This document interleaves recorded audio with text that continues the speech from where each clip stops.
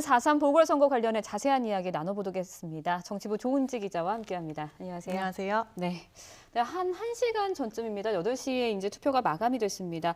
평일이어서 아무래도 투표율이 좀 낮지 않을까라는 우려도 있었는데 네. 50%가 훌쩍 넘었어요. 훌쩍은 아니고 네. 근소하게 넘었습니다. 최종 투표율 51.2%로 잠정 집계가 됐습니다. 말씀하신 대로 평일이고 해서 좀 투표율이 낮지 않을까 했는데요. 2000년 이후에 국회의원 재보궐선거 17번 있었는데 네. 그 최종 투표율이 50% 넘은 게 딱 6번 있었습니다. 상대적으로 뭐 나쁘지 않다, 낮지 않다 이렇게 볼 수 있을 것 같고요.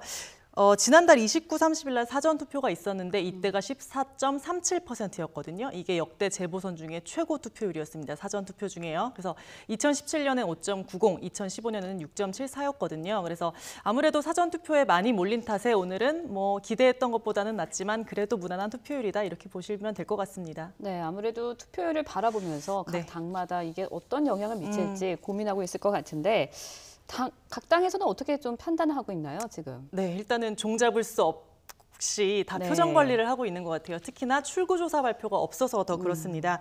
기본적으로 젊은 층이 투표를 많이 하면 진보 성향이 유리하고 좀 어르신들이 많이 하면 보수를 찍는다 이런 선입견이 좀 있잖아요. 민주당은 일단 젊은 층이 투표를 많이 했다 이렇게 보면서 표정 관리를 하고 있어요. 한국당이 막판에 뭐 급진 우경화 또 선거 전 막판에 축구장에 뭐 들어갔다 뭐 이런 것부터 노회찬 의원 비하 발언 등에 대한 평가가 반영되지 않았을까 이렇게 예상을 하고 있고요.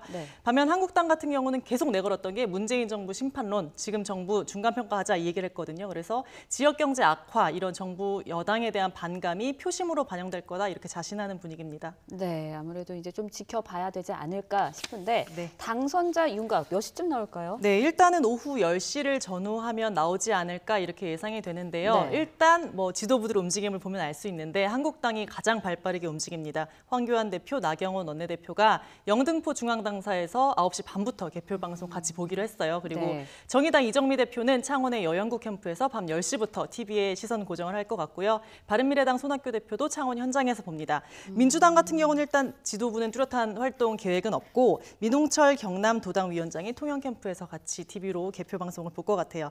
앞으로 이제 1시간 정도 남았는데 어떤 표정을 지으면서 보게 될지 되게 관심이 많습니다. 막판까지 돌발 변수들이 많아서 판세가 안개 속이고 누구도 낙승을 장담할 수 없는 상황입니다. 네, 말씀하신 것처럼 정말 판세에 장담하지 못하고 뭐 안개 속이다 이러는데 그래도 2대 0이냐 1대 1이냐에 따라서 지도부에 또 웃는 게 좀 달라질 것 같은데 어떻게 보세요? 맞아요. 정치 지형을 고려했을 때 조심스럽지만 정치권에서는 그대로 가져가지 않겠냐 이런 예상이 대세입니다. 그렇게 따지면 창원 성사는 정의당 여영국 후보 또 통영 고성은 한국당 점정식 후보가 유리하다는 분위기거든요. 먼저 창원 성산 보면 정의당 노회찬 의원의 지역구였잖아요. 공단 지역의 특성상 노동계의 조직적인 표가 많은 곳입니다. 그래서 별명도 진보정치 1번지라는 별명이 있어요. 2004년 권영길 의원 당선한 이후 진보 단일화를 못했던 19대 총선을 빼고는 모두 진보 진영의 후보가 이겼습니다. 민주당, 정의당, 민중당 이렇게 원샷 단일화, 3당 단일화까지 논의됐는데 그게 무산이 됐고요. 그래서 변수라고 하면 민중당 손석형 후보가 도대체 얼마나 표를 가져가느냐 이게 관심이 되고요. 진보의 표심이 그쪽으로 만약에 쏠린다면 후보에도 당락에도 영향을 미칠 것으로 보입니다. 마찬가지로 바른미래당 이재환 후보도 얼마나 의미 있는 득표를 할지 이게 또 한국당 표와 연계돼서 보는 게 많아서 그것도 관심입니다.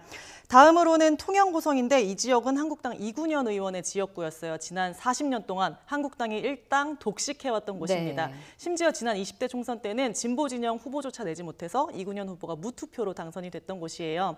변수가 있다면 통영과 고성의 소지역주인데 13대 통영고성 국회의원 딱 한 명 배출하는 소선거구제가 도입된 이후에 고성 출신은 한 번도 당선이 된 적이 없어요. 통영이 인구가 13만이고 고성이 5만이어서 2배가 좀 넘거든요. 다만 민주당 양문석 후보는 통영 출신이고 한국당 점정식 후보는 고성 출신입니다. 그래서 이거에 조금 양측이 기대를 걸기도 하고 불안해하기도 하는 그런 분위기입니다. 네, 알겠습니다. 아무래도 두 곳에서 두 곳에서 이제 투표가 치러지다 보니까 이 지역 구도가 1대 1로 결과가 나온다면 좀 의미가 있을 것 같아요. 무승부로 봐야 할까요? 어떻게 할까요? 본전 치기면 나쁘지는 않지만 그래도 네. 서로 좀 아쉬울 수도 있겠죠. 만약에 1대1이 된다면 여야의 극한 대립 절정으로 치달을 것 같습니다. 당장 뭐 장관 후보자 임명 가지고 계속 여야가 줄다리기 하고 있는데 뭐 청와대 검증 라인 나가라 이런 공방정도 이어질 것 같고요. 선거법, 공수처법, 뭐 검경 수사권 조정안 이런 패스트트랙 놓고도 대치가 계속될 것 같습니다. 여기다가 정의당 같은 경우는 특히 눈여겨보셔야 되는 게 노회찬 의원 있을 때는 민주평화당하고 원내 교섭단체를 꾸렸어요. 딱 20석이 돼서 활동을 했는데 평화와 정의의 의원 모임이라는 걸 꾸려서 네. 교섭단체로서 목소리를 내고 했거든요.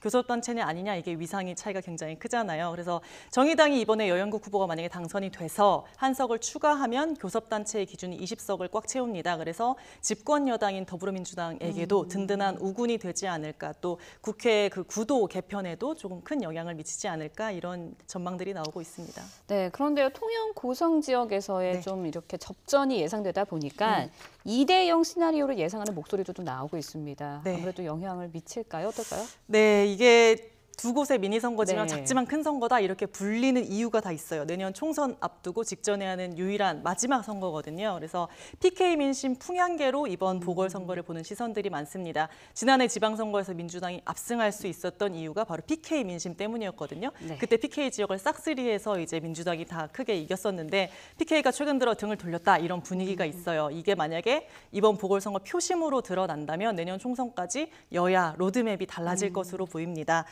먼저 진보 진영이 두 곳 다 이길 경우 창원 성산이 정의당 여영국 통영 고성이 민주당 양문석 후보가 이렇게 가져갈 경우 네. 여당 뭐 전국 주도권에 날개를 단다고 할 수 있을 것 같고요. 뭐 개혁 입법, 추경 예산 뭐 이런 거 하고 싶은 거 다 할 수 있습니다. 반면 한국당 황교안 대표 리더십에 타격이 불가피하죠. 특히 40년간 한 번도 진 적 없는 통영 고성을 빼앗긴다는 것은 보수톱밥 빼앗기는 거 굉장히 뼈아픈 일이고 네.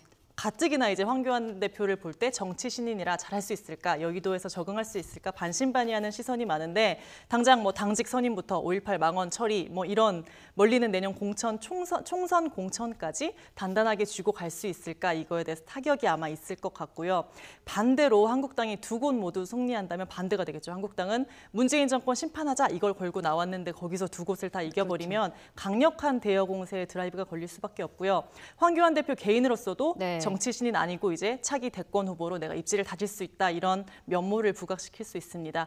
반면 한국당이 2대0으로 이기면 민주당 참패죠. 네. 여당 단일화를 한 초유의 사태에도 진다면 전국 주도권 쟁탈전에서 궁지에 몰릴 수밖에 없습니다. 그래서 작지만 큰 선거라고 불립니다. 네, 정말 여러 가지 의미가 있고 작지만 큰 선거인 것 같습니다. 네. 대표 결과 어떻게 될지 정말 궁금한데요. 저희와 끝까지 함께해 주시기 바랍니다. 지금까지 정치부 조은지 기자와 이야기 나눠봤습니다. 오늘 말씀 고맙습니다. 감사합니다.